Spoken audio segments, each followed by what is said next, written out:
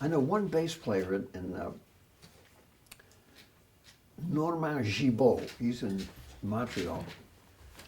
He's one of those guys that can hear and notate anything and everything. But your dad was like ridiculous. Boy, he could hear the hardest stuff in the world. And then if you were playing it, he could say, well, look, this part here, this should go here, and then this is that, and look at this. He had it together. He was overqualified for the... You can pick out in an orchestra who's playing with the wrong dynamic or Oh, yeah. wrong There's articulation. several stories of people trying to play a wrong note, just in a dense part of like Petrushka. Oh, yeah. Wynton Marsalis tried that actually at Tanglewood when he was a student there. Oh. And just to see if he could notice this, off by a half step. And Gunther, sure enough, stopped the orchestra and pointed out to Wynton, I think he played a wrong note. Oh. And that proved to Wynton, this is there's something special here. Yeah. And Wynton, boy, he's some talented guy too. Yeah. And he really gets it. Well, I can't claim that Gunther discovered him, but he certainly noticed something about Wynton when Wynton auditioned for Tanglewood. Well, he was in high school when I met him. They had a thing, Morton Gould and I went down. They wanted to show a composer, conductor could go down and a community orchestra could have a good time playing something new. It didn't have to be, like going to a public execution or something. And Morton Gould was such a, charming, warm guy and had so much fun that when he was doing some new stuff, including his own things, it was, if it wasn't right, say, gentlemen, can we do that again? He was always, gracious to the players. And there was this young trumpet player. I said, God, man, this guy, who the hell is that guy? He was only a kid. He was still in high school. Then we did the Brooklyn Philharmonic, and Wilmer Wise, for the first time, I'd met him at Marlboro. I said, look, he said, I got a movie recording date. I'll make 5 times as much money that week. Can I please get off the concert, which is like Brooklyn Academy Children's Concert, Trust Fund, not very much money even by the 19th century standards. So I said, of course, ma'am. He said, well, I've got somebody for you that can play the Haydn trumpet concerto and play the jazz piece, and he can do both really well. I said, okay. And he said, he told me he was playing with Art Blakey and going to Juilliard, and he said, and I quoted, he said, his name is Wynton Marsalis, and you won't be disappointed. So the third concert, Harry Glickman, who knew your dad, like, well, everybody did, he was in the 70s and retired. He played concertmaster just to have some, and he had played with all the great conductors, and this was like in the 1970s. Whew. He would be 120 now or something. Anyway, when we do the Midsummer Night's Dream, I say, is this the right? He said, well, he said, Toscanini used to do it. He knew all the different guys, how they did it. So after the third performance, Wynton said, can I make up my own cadenza? I said, sure. That's what they did in Haydn's time. Just give me a signal when it's over so I could bring the orchestra back in and not mess it up. So each time so Harry came up and he said, my God, he's playing a different one each time. And I said, well, that's what they used to do, and that's what Sir Arnold Tovey called the lost art of improvisation. It's not lost, it just got forgotten about in certain circles. So it's really something. So when people start bad-mouthing Wynton, I said, well, I said, he did something that Gunther Schuller, who got me out of the playing in a bar, coming back to the United States and going to school, and out of the post office, I said, Wynton did something that Gunther and myself tried to do when I was there with composer in residence with the Philharmonic. I said, we couldn't do to get them to appreciate jazz as a musical art form of worthy music to be judged on its own. So instead of having the drug rehab center or the equal opportunities center for the underprivileged subhumans department or whatever they do, people do, thinking that they're being gracious and doing a favor to an unworthy idea created by unworthy people. They've just had the Metropolitan Opera, the Philharmonic, the Chamber Music Society, and the Lincoln Center for Jazz, and called it the Jazz Study Center and let it function on its own value for what the music had to offer. I said, that's a heck of a thing. I said, he's such a fantastic player. I said, if I could play my horn as well as he played the trumpet, I'd be stuck up. So I say for anybody that's pathologically jealous, I think they should go home and practice. And that always ended. When I go to these different schools, they'd expect me to be, bad-mouthing him and everything. I said, good Lord, man. Yeah. How about a thank you? But the nice thing is the majority of people appreciate that. And someone had to be a spokesman for jazz, since the Dr. Kevorkians of cultures managed to try to, if they couldn't get it to commit suicide, mention that would be the best thing. Dave Lambert told me, he said, yeah, man, they said, this was 65, a year before he died. He said, they've been saying jazz is dead for the last 60 years. So that's a long way of saying that Gunther did a lot for, I didn't know the story about Winton. That's great. Why don't you introduce yourself, and then we. Oh, okay, We're we'll going just to sort we'll of start. guide you a little here and there, and then we're going Okay. to let you go. Oh, no, Too much prompting here. I'll let you guys go. No. If I had to pay a psychiatrist, so this would cost a fortune. Okay, my name is David Amram, promising young senior citizen composer, and I met Gunther Schuller in 1954 when I was playing at the Keller in Kleine Bockenheimer Straße in Frankfurt, Germany. And Gunther told me that he heard a French horn playing in this bar in the distance when he was walking down the street. And he was curious and he came in. And we met there, and my life has been enriched since that moment, back in 1955, which is a few weeks ago. And I think about him every day, and I'm just so happy that now he's getting more appreciation for his gifts as a composer, conductor, scholar, author, and ambassador for music than he ever has had. And it's an honor just to have known him, those two sons, who are terrific musicians too, and independent thinkers that love what they're doing, just as he was, and just as their mom Margie was. Just people to spread a little light. So no matter how dark it got in the tunnel, you could always see that there was, even if you couldn't get out of the tunnel, there was some light in there. Tell us if, did you know about Gunther before he found you in that jazz cellar? Did you know about his? Yes, I'd heard of him, of course, because I knew through the French hornist grapevine, which is huge. And you can see my French horn still there, so I'm still part of the grapevine, even though I wish I could spend more time practicing and play better. The French hornist grapevine, everyone knew that this great horn player in the Metropolitan Opera Orchestra also was someone who loved jazz, who knew Miles Davis, and the nonet I thought was recorded in the 51, about that time.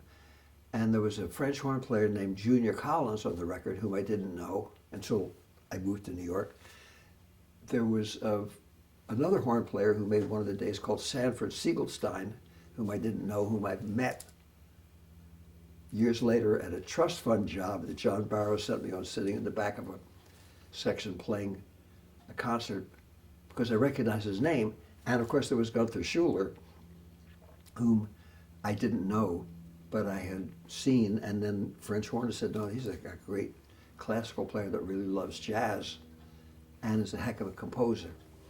So I was aware that he was, a real important person musically to those people who could make a judgment known as musicians, which of course at the time of the worshipping of the Austro-Hungarian Empire by people here with low self-esteem, assumed that the musician was like a typewriter key that could be used by someone with more than a kindergarten education to know how to put on their shoes, how to get to the gig, and how to play. Because the whole perception in the establishment, East Coast establishment at that time, Eastern Seaboard establishment, was first of all that no Americans could really do anything except be a bad imitation of European culture.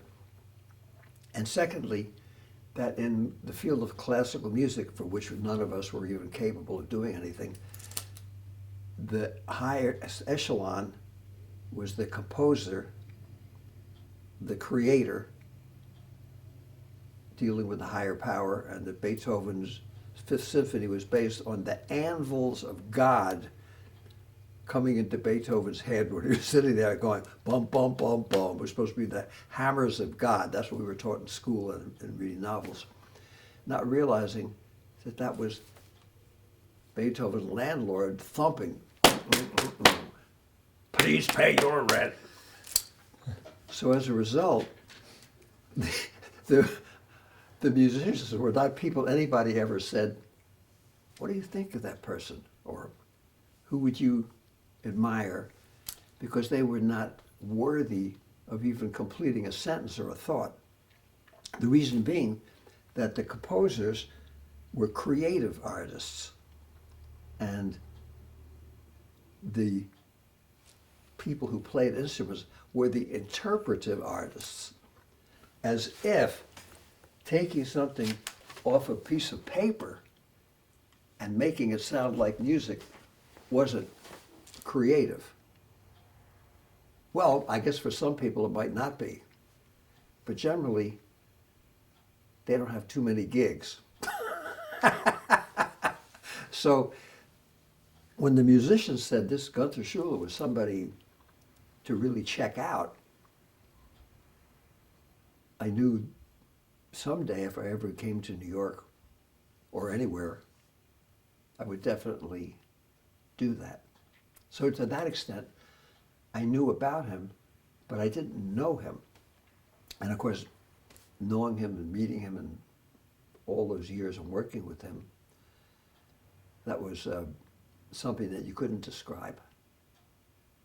What was he like as a teacher? Well, he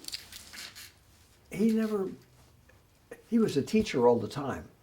So he never put a distance between himself and what he was teaching. He just would sit down and say, well, he would just start from the nitty gritty, rather than making it so complicated that you needed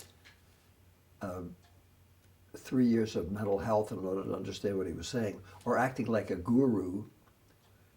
He loved music, first and foremost, so he would say, look, here's so-and-so, here's what the composer wrote. Now in this part of the piece, way later, he takes that and he approached everything himself as a composer, as a musician, as a conductor, as a listener, and as someone who had a sense of the cultural milieu that the music came out of, including music that wasn't composed, when people were just jamming and improvising and playing. He wrote an amazing article about, not the dilemma, I forget the name of it, about what Sonny Rollins was going to be doing after John Coltrane came along and helped to expand the vocabulary. And in the article, which was amazing, he was also saying what Sonny was doing was so important because that was Sonny and his story and his way of doing things. So he could see things from an intellectual perspective, a historic perspective, and most important, from an emotional and spiritual point of view. So that he wasn't dealing in an ivory tower of what the Germans called Augenmusik, where you look at it and say, look at the manipulation of the, all that stuff. Even though Gunther was one of the few people that could take the 12-tone technique after Schoenberg, Berg, and Webern and make it his story and his song and his language, because he loved that. He saw the beauty part in that way of creating music. And he cared for it, and it touched him. So he used that because he wanted other people to appreciate the music and that particular way that he was involved. But he wasn't saying everything that wasn't that way was worthless. He just found something there that was his home. And also, I remember he did Petrushka at the Manhattan School of Music, which he had gotten me into as his horn student. And I went to the performance. This was years later, I mean, 40 years after we met, I guess. And it was an amazing performance. I said, man, even with the occasional clinkers, because that's got some hard stuff in it, I said, that whole performance, the way everything was put together, I never heard it played that way. He said, well, that was one of my favorite pieces. He said, that's the first piece that I began to really study, that, or one of the first pieces, that carefully when I was playing first horn when he was 16 or something. Was it the Indianapolis Symphony, I believe? Or the Cincinnati. Cincinnati. He started doing Yeah, Cincinnati. He was 16 years old, and he was already a great horn player. After being such a good visual artist and doing so many other things, he just kind of fell into that, and just like everything he could do, he was able to. But he never allowed his facility to make him superficial. So he had a natural gift for anything he did, but he also had that work ethic and studying, and being a great student. He was a great teacher because he learned a great deal, as I still do at 86 as we're speaking, and as most of us did, being a lifetime member in what I call the University of Hangoutology, which means to be always realize you're in the presence of people that know something, that can teach you something, even if they're not supposed to have credentials to be doing that. And if it's knowledge, you better get next to that knowledge, see if you can pick up on it. And then if you do, since it's a gift, you pay the tuition by sharing that gift with others. So Gunther was always paying back those tuition-free bits of knowledge to anybody and everybody that he met about anything, because he understood that's what we're supposed to do while we're here. He never put a wall between himself. So as a teacher, you just got interested in what it was about and realized you were in the presence of someone that could make you understand it better, and then try to improve yourself. And maybe even teach other people. So you met Gunther in Germany, and how can you describe how your relationship with him evolved over time? Well, he was just so nice. He said, you know, you're still in the Army. He said, he said, what do you want to do? I said, well, I like to continue playing jazz on the French horn, and I also want to write, and I'm a composer first and foremost. And I hadn't composed very much, hardly anything, but I was trying. And he said, well, you should come. He said, you can get the GI Bill. You should come back to the United States, and you can come to Manhattan School of Music. I'm a French horn teacher there. I'll help you to get in. You get the GI Bill. You can study horn with me. Study. The composition teacher, Vittorio Giannini, is terrific. And Ludmilla Ulela was the other teacher. He said, those two people can get you off to a good start. Then once you get species counterpoint and some of the basic fundamentals of Western music, then you can take all those other things you're interested in and have some tools. I said, wow. So, and he said, there's someone you've got to meet. He said, this was 1954, he said, John Lewis is a wonderful pianist, and I'd known John from hearing him on records with other people that he played, and through the music grapevine. I had met him. He said, he's going to be in Rome with Ella Fitzgerald and all these different people for jazz at the Philharmonic. So he said, I'm going to write John and tell him, if you can get your furlough, there's this young guy that like you guys to hook up. So sure enough, I got a furlough and I went to Rome, and my little soldier's outfit and crept backstage. And I thought, gee, I gotta meet John Lewis. It was real dark. And I heard his voice, so I said, Dove si trova John Lewis? And she said, I don't speak Italian, honey. I said, oh. She said, hi, I'm Ella. I said, it was Ella Fitzgerald. I said, wow. That reaffirmed my faith in the jazz philosophy of acting human. They hadn't discovered Bigfoot or anybody from outer space. We're all human, but there was somebody that already didn't have to think about that. And then I met John, who was just terrific, and he loved Gunther. And that's before the Modern Jazz Quartet came into being, but they loved Gunther and appreciated Gunther. First of all, Gunther's appreciation in jazz as a genuine love, and secondly, Gunther's phenomenal genius in everything that he did as a composer, horn player, whatever he touched, and teacher. And also that Gunther appreciated what John was doing in his composing at that time, which was really almost like Renaissance music. So it would be so different than what Gunther was writing. But that didn't mean that Gunther couldn't appreciate anybody and everything did something of value. All that seems pretty obvious, but at that time, and to a certain extent, I guess it's still the same in a certain way. Certain people, if they're lucky enough to be privileged to get any recognition, assume that suddenly that's turf. And that's their area of expertise, or that's their area of turf. And the turf becomes more important than anything, with the idea that if you lose that, you're going to lose your position or your manhood or womanhood or whatever is hanging you up into not acting human with anybody and everybody. And you cut yourself off from being human and learning anything new or understanding what you do know and finding out there's another way of looking at that, you know. And somehow everybody that I ever met who knew Gunther, that worked with him, felt the same way. They realized this was somebody that was giving more than they received and opening up the door in this country for people to appreciate all things of beauty, including classical music of the past.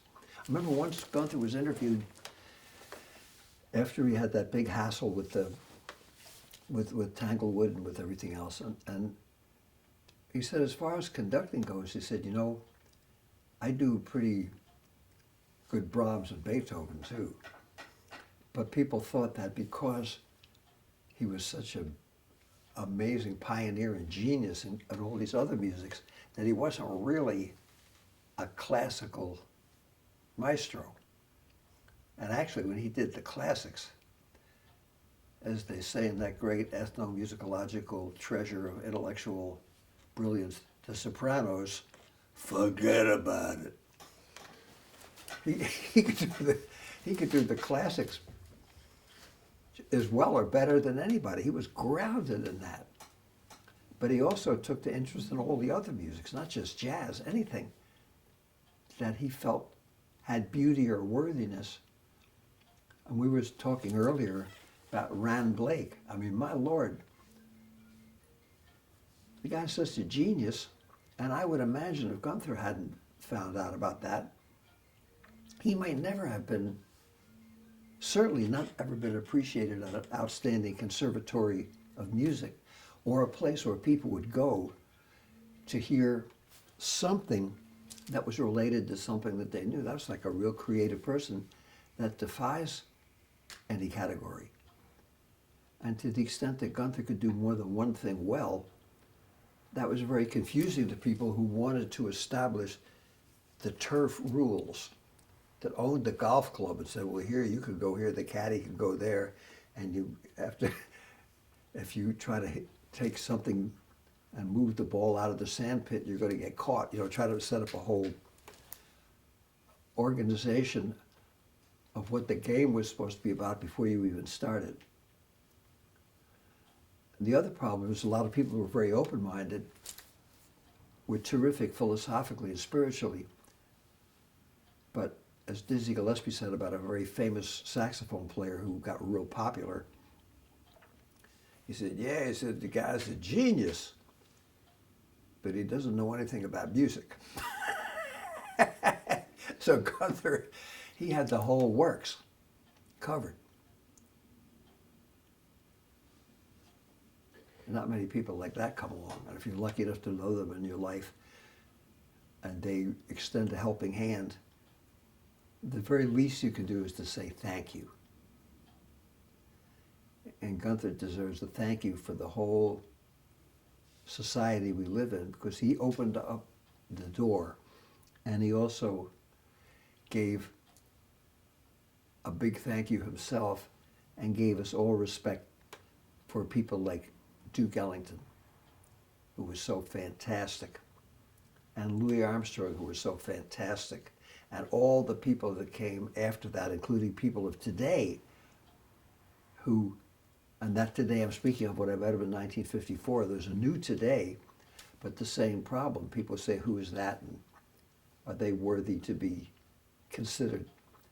Gunther always understood it was important, and to let all of us know that there were people we should say thank you to, not to him specifically, but to all the people that opened up his life, those great composers that he admired, and the great jazz artists that he admired, and whose work they used to enable him to do something new coming from that.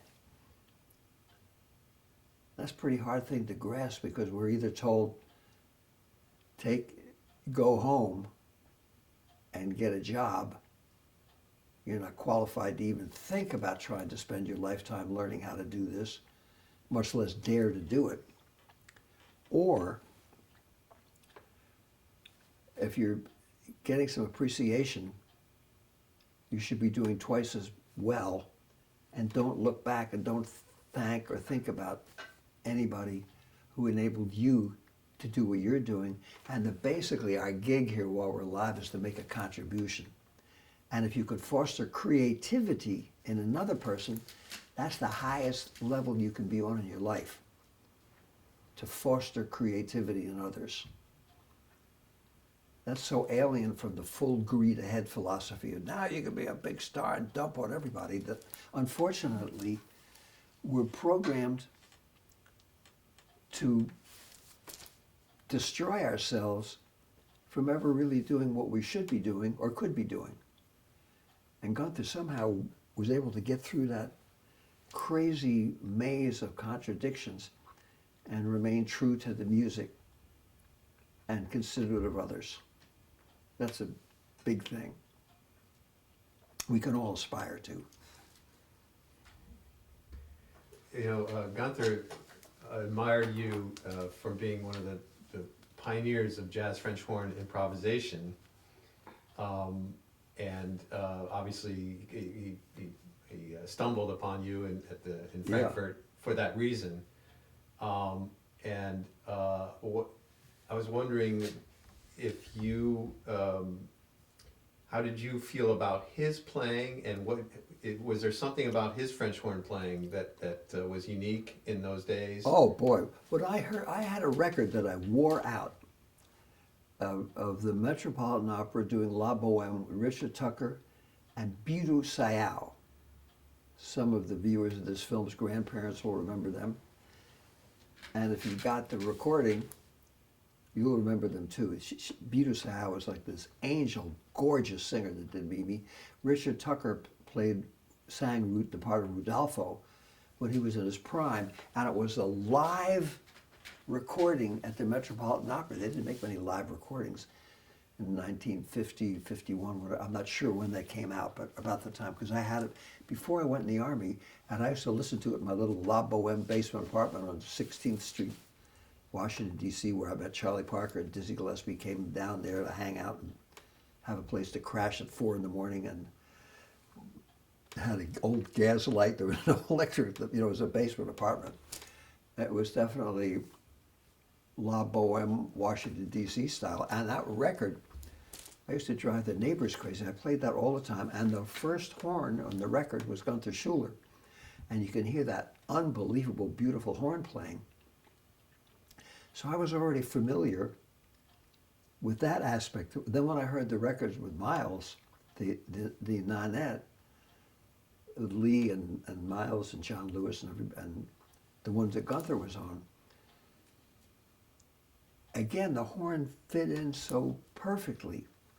And when I went to Manhattan School and was studying with him and in the woodwind quintet, he showed us the Arnold Schoenberg woodwind quintet. That was the first time any of us had ever been able to go past the first page. We couldn't figure out what the heck it was about.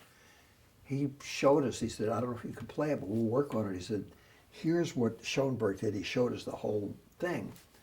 But when I was playing with Charles Mingus down at the Cafe Bohemia, Gunther used to come down and Mingus, everybody loved him, but he came down because I was a student. He wanted to see how I was doing. But I said, Gunther, you should come and sit in. He said, no. He said, I don't do that. He said, I'd like to. He said, but I have so much respect for those who do that I don't think I could do justice to it.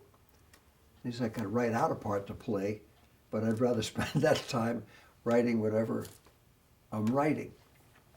So his creative gift as an improviser, he took that same idea and used that as a composer. And when you hear his music, or his orchestration of the overture, I believe it was the Treemonisha. I remember we did that with the Brooklyn Phil. That was one of the best transcriptions, or I guess I hate to say arrangements, because it was more than that, I've ever heard in my life, because he really got into Scott Joplin's world, and he felt this was really what it was about. And that's a pretty terrific thing. And I think if he had wanted to, he could have been just as great at that. But I think that with his 14-hour days before he got to 17 hours a day, he already had a lot to do. And I don't think he would have had the time. And I also think at that time in the 1950s, since jazz was a really hopeless pursuit, thank God all of us did it anyway, and still do it. Yeah. It was something that he didn't really want to stay up till 4 or 5 in the morning in order to get to play one tune with a jazz master that would give him enough vitamins in the soul to go ahead and do that, and maybe spend 2 or 3 years where he could finally get a place to play with his own group and make $23 at the end of the week if he was a karate champion, so he could beat the owner and to threaten the owner's life to get paid something to pay the band off and have enough. I mean, it was very modest. People say, well, now you can't have jazz in the concert halls because it really is better in the bar rooms. It's really, as if jazz only deserved at that time to be played in what Lenny Bruce referred to as the toilets. Those were the same clubs where Lenny Bruce was the opening act, that had the comedian and then the jazz group. And Lenny agreed, as all of us did, the reason why we played these dumps with no sound systems where the owners were, or managers were very often rejects that weren't smart enough to sell dope or do anything else, so they got to be the head of a jazz club, and you had to literally fist fight for your money, or some of your money. The only reason why everybody played in those places was that was the only place that we could play and play the kind of music we wanted to. And that was all that was available. So it wasn't there was some magic. And Gunther was already, at that time, a married man and had a wonderful son. And I never realized your birthday was how It was a many few years? years 2 after years, that. 2 years Yeah, later. yeah. He had one But more. Eddie and was there, when I came to New York around that, and I knew he was on the way from a letter I got in Paris, and George came along, and Gunther was also cared about his family. He wasn't Mr. La Boheme, well, you know, they're here, but it wasn't, his family wasn't real estate holdings. That was something very important to him because he was a real human being and responsible. So I think the sacrifices he would have had to make to play jazz, plus he was on such a high level as a classical player. Being first horn in the Metropolitan Opera is one of the top gigs in the world. And he had to keep a certain standard for that, plus all the other stuff he was doing. And I think if they'd had things like the MacArthur grant, which are non-existent, my grants were the U.S. Army grant, the GI Bill grant, and the United States Post Office grant, and the Moving Man Village Movers and Odd Jobs Department grants. That was what subsidized me. But I was a single person playing almost no rent. So I could go out and stay up till 4 or 5 in the morning and gradually stumble and fumble my way into being a somewhat better player. And Gunther was already so established in what he did, but he didn't really have to do what Julius Watkins and I were doing. We had our own groups and we were playing. But Julius had to play shows to make a living, and I had to do all kinds of other stuff. But both of us were single, carefree, and had the time. And Gunther didn't even have time for what he did do so well and managed every second to continue doing it. So I loved everything that he did that I heard when he played with Miles, and he also opened up the door for the French horn because that was such an iconic record that other people with bands said, well, you know, Claude Thornhill had some French horns playing just parts, and Miles had some French horns playing some parts, and Junior Collins, who was a fantastic jazz player, but unfortunately had so many health problems, he was incarcerated so much of the time. He was a wonderful improviser, but never, I don't think, ever got recorded improvising, Probably not. which is a shame. I heard him and knew him and was friends with him, and he was terrific. In fact, Jerry Mulligan loved Junior Collins, and Jerry was also on that recording, but he loved the way Junior improvised playing jazz. And he also admired Gunther, and of course, Jerry wanted to be a composer, which he was as an arranger, but didn't realize he was a composer. At the very end, started writing for orchestras, but I think all the jazz players admired Gunther because of what he knew about the music and everything that he did, and his attitude, and his being an ambassador and a protagonist for that music, when that would, at that time, would have been detrimental to his career. But I think we shared one thing in common, a lot of things, but one of them was that neither of us were obsessed with the idea of a career at all. We hoped someday our music would have a career. Big difference. Yeah. I have a question for you about, you spoke about being Gunther's student, and earlier you were talking about some of the other musicians that he fostered. Yeah. And I wonder if you have any thoughts about what it is, that how his methodology, how he actually was able to inspire so many young musicians. I think that was just him. He was an inspiring person. Serious, honest, painstaking, loved the music, and he made the greatest mistake you can do in America at that time from a point of being a world-class diplomat. He wanted it to be right, and if it was wrong, he would say, please, that could be a little softer, that could be a little louder, that was a wrong note, that was out of tune. Can you phrase it the way the composer wrote it. Look at the paper. See, that line means it's supposed to be not blah, blah, blah, blah, blah. He said, it's all there for written music. Let's see if we can do what's written. The famous book they wrote about conductors, which certainly wasn't diplomatic, showing how they, some of the recordings, they kind of messed up, to put it mildly, what the poor composer had written down. He told me before he passed away, he said, you know, David, he said, I realized that book wasn't always kind to the person who was making the mistakes. He said, but so far I haven't had any lawsuits or any corrections. He said, because it wasn't a personal opinion or an emotional reaction or professional jealousy. He said, I was just dealing with what was there.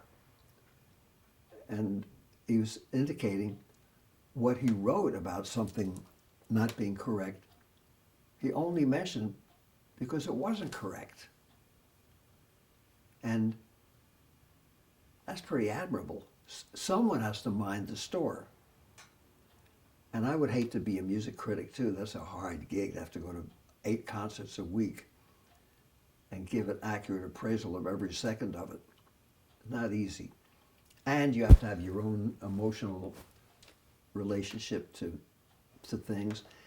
And you have to keep your job at a place where music criticism is increasingly disrespected, because the people who own outlets for media don't even care about the news that much. Everything is moving more and more at the moment towards the tabloidization, trashification, putrefaction of anything resembling knowledge, integrity, hard work, any kind of standards. Fortunately, the young folks today, when my son said, Daddy, it's wonderful you're so open-minded. You watch MSNBC, CNN, and the Fox channel so you can get a perfectly broad view of what America's seeing. He said, that's great you're doing that, Daddy. He said, but that's for old people. I said, oh, because my son's 31 and I'm 86. I said, oh, really? He said, yeah. He said, we get the stuff off the internet. He said, we watch the British news and the Canadian news and the French news and news programs where there's no sponsors, so they don't have to be a filler between commercials to make sure that people don't change to another news channel, so they can actually have some information.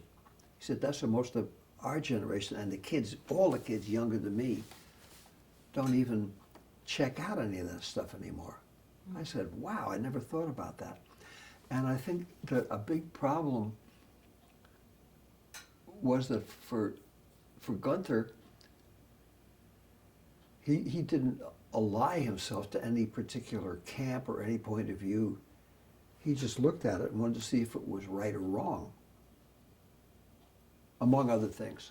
Mostly he was interested in the beauty part and the aesthetic part, because he could say with I was telling George off camera, we did a Tchaikovsky symphony out of Sandpoint, and he told the that beautiful part, the 1812 overture, that everybody plays from the time they pick up an instrument. He was telling all these people in the symphony that was there, maybe to think about what Tchaikovsky was thinking about when he wrote that. And the part of Russia that folk song came from, it was really probably a balalaika and the violin or whatever else was around. And somebody's out in the field singing that song. I said, wow, that's something I never thought about, except it was so nice to hear it in the piece. But you didn't give that any thought. You'd always think about the end.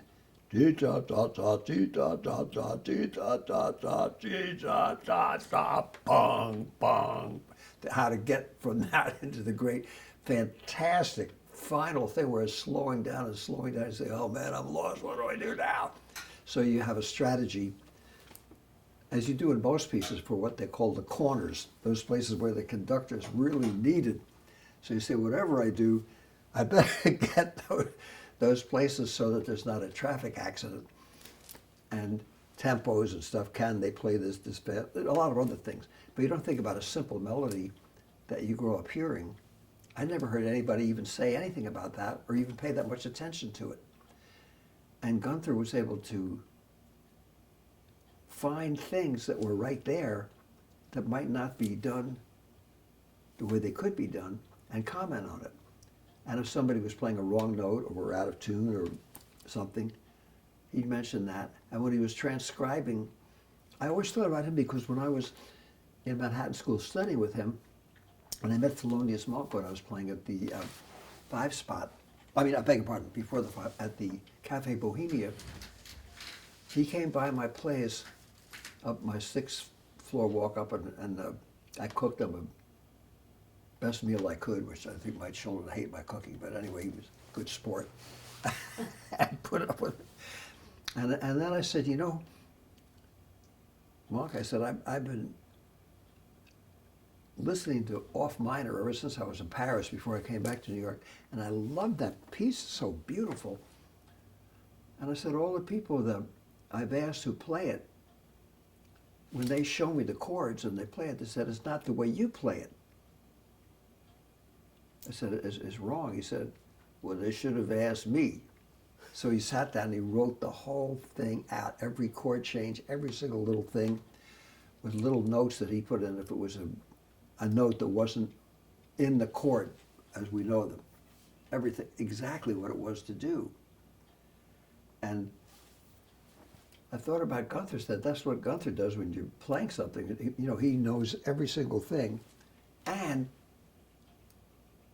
wants it to be right.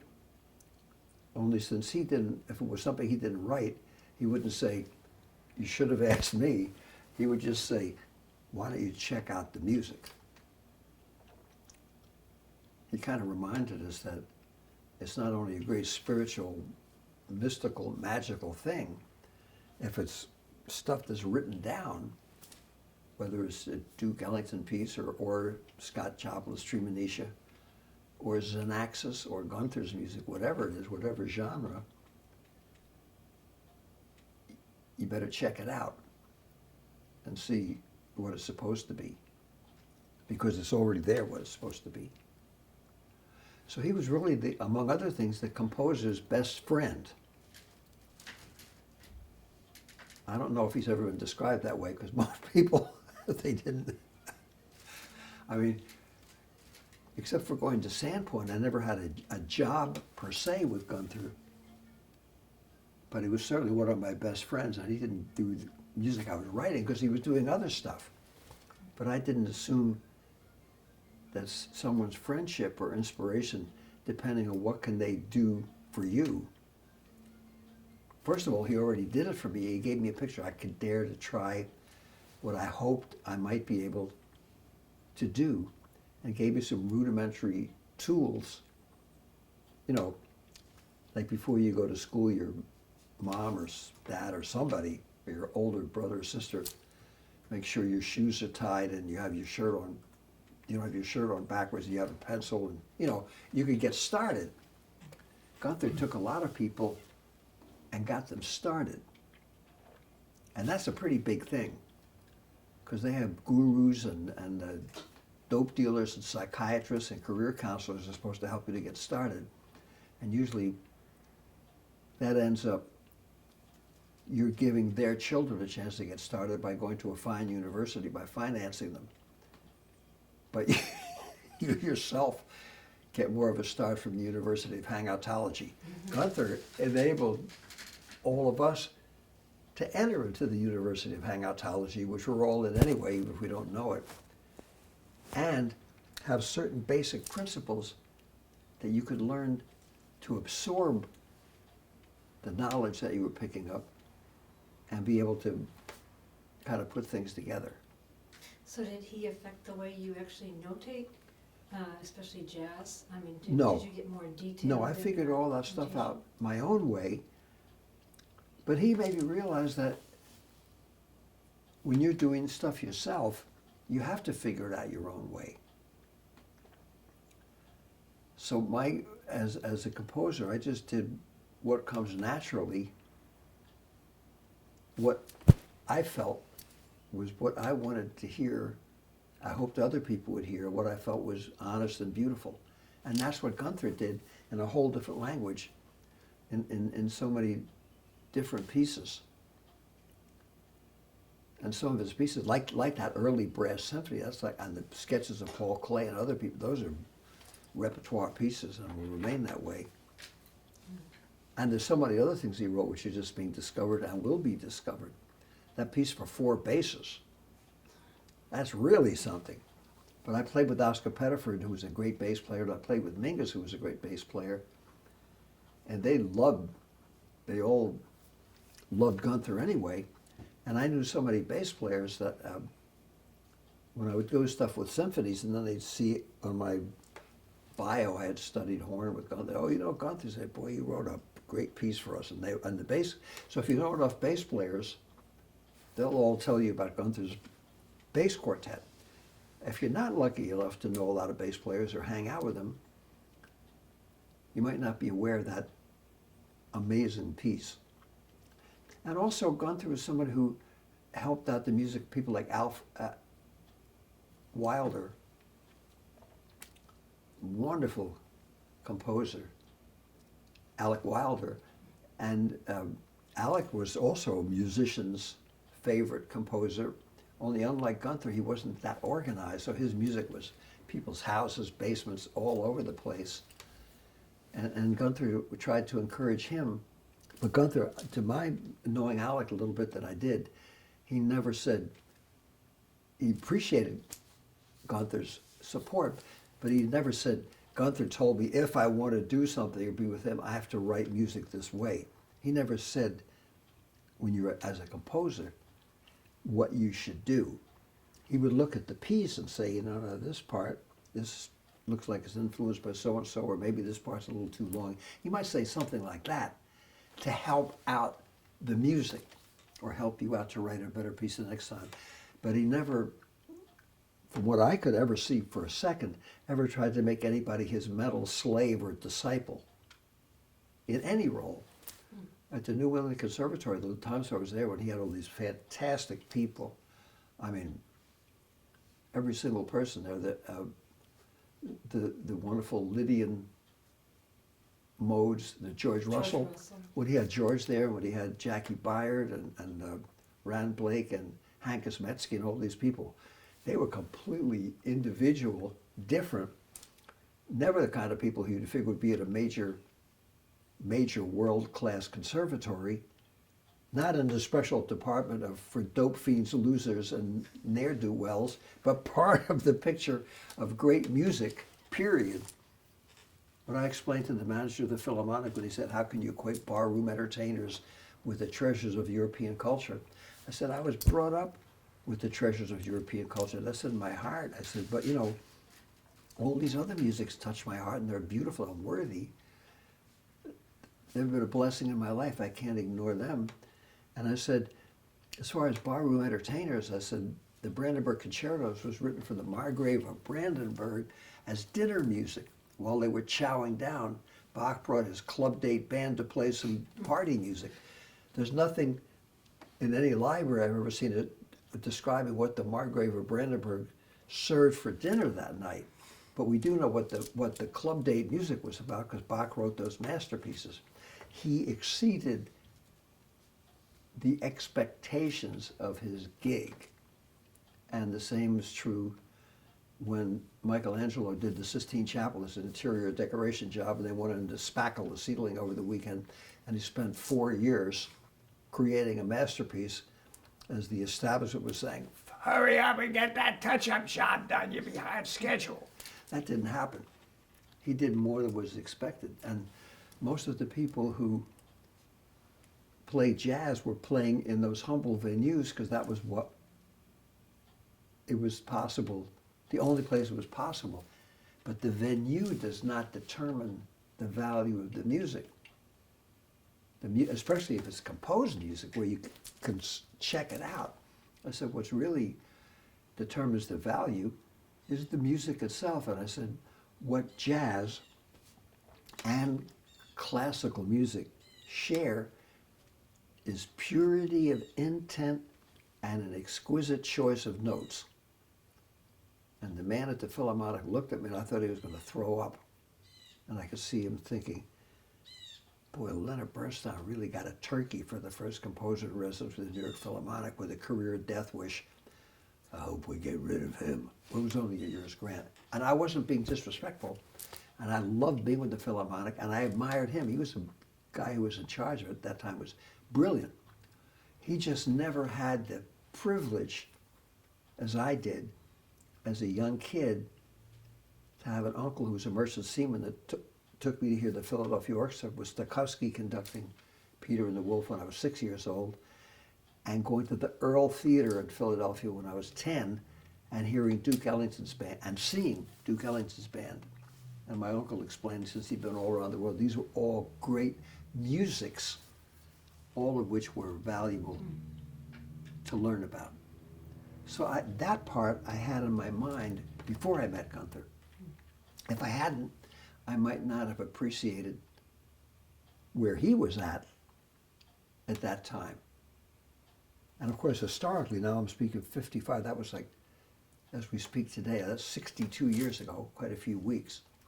I could appreciate more where he was at that time, and always was at, and the courage that he always exhibited in doing what he felt was the right thing to do musically. That's a heck of a thing. He could have just gone along with the program and, with his brilliance, become a billionaire doing a lot of trash junk and not, you know, and that's fine. I'm not criticizing anybody who takes their own, because some people, you know, think of everything in life, including music, as being a business deal, and the more you can make in as little time of making it means you're a better person.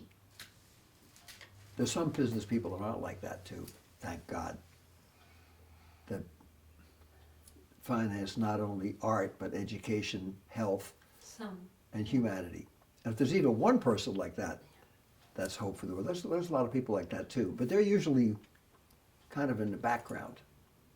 They're not publicity hound egomaniacs, so we don't hear about them. So they don't set the standards for what a successful person is supposed to be. But the people who, like Gunther, who really have made a contribution, that's contribution will always be there, so it's important for us to acknowledge them for what they did for us and for our children and grandchildren. Anyway, I did the premiere of the piece. It was January of '85, I think. And drove all the way up. He played the piece. They said, there's a big snowstorm coming. I said, oh man, I have to go someplace. And so I drove all the way up to Boston, heard him play the piece, and then drove all the way back. Wow.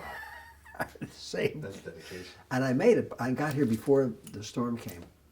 Here in this, did Yeah, you? I rode from here, New Orleans Conservatory, went to the concert. Jeez. Hankus was there, they had a little jam session. I said, where are you gonna go? Where are you sleeping? And I said, at home, I have to get back and drive back. I said, what? And I made it in time. Oh. And it was such a nice concert. That was really fun. And you know something, people from Lowell Celebrates Kerouac came, and they liked it so much that they had a chamber music concert and then a classical concert. Kerouac loved classical music and jazz. And I'd been there playing jazz with local cats and with my little group, but as a result, they liked NEC so much that they actually, the second time Ken played something, a whole bunch of people came down there. It's such a beautiful hall. Mm. And Hankus was great. I remember one time we had a big jam session after he had his klezmer group playing, and then we all were playing together. And Jamie Somerville was there from the BSO. He played the piece, and it was really nice. French horn? Yeah. James Oh, Somerville? he's ridiculous. Yeah. Great horn Yeah, player. I think Gunther admired him too. Yeah, he was terrific. Elliot Carter wrote a piece for him. Wow. And Elliot Carter was 100 years old and he wrote a horn concerto. Gunther admired Elliot. He always felt like, if I could last that long, you know, then I'll have written 100 more compositions, you know, And that's, yeah, and he aspired to be like Elliot, of course, you know. well, it's funny, the woman I'm with, she's in Florida now. She's a college teacher, wonderful lady, and I'll be going down there next week to see her because she moved. But I was sitting, and the sun was kind of my earphones, and suddenly it was getting light out. She said, "My God, man, you've been up all night. It's like daytime." She said, "You've been working on that one measure since I went to sleep." I said, "Oh, I'm trying to get it right." And I said, "You know, I thought for a second, maybe I'm getting too old for this." But then I realized that's what I've been doing all my life. You know, once you get into that mode of trying to get it right, you try to get it right. And sometimes something just comes right away. You know, and sometimes you hit those spots. But then when you play it, you have the luxury. You can't do it when you're when you actually can go back the next day or 2 days or a week later and look at it and say, "Wait a minute, that doesn't feel right." Then you got to get what does feel right. Sometimes that can take a long time.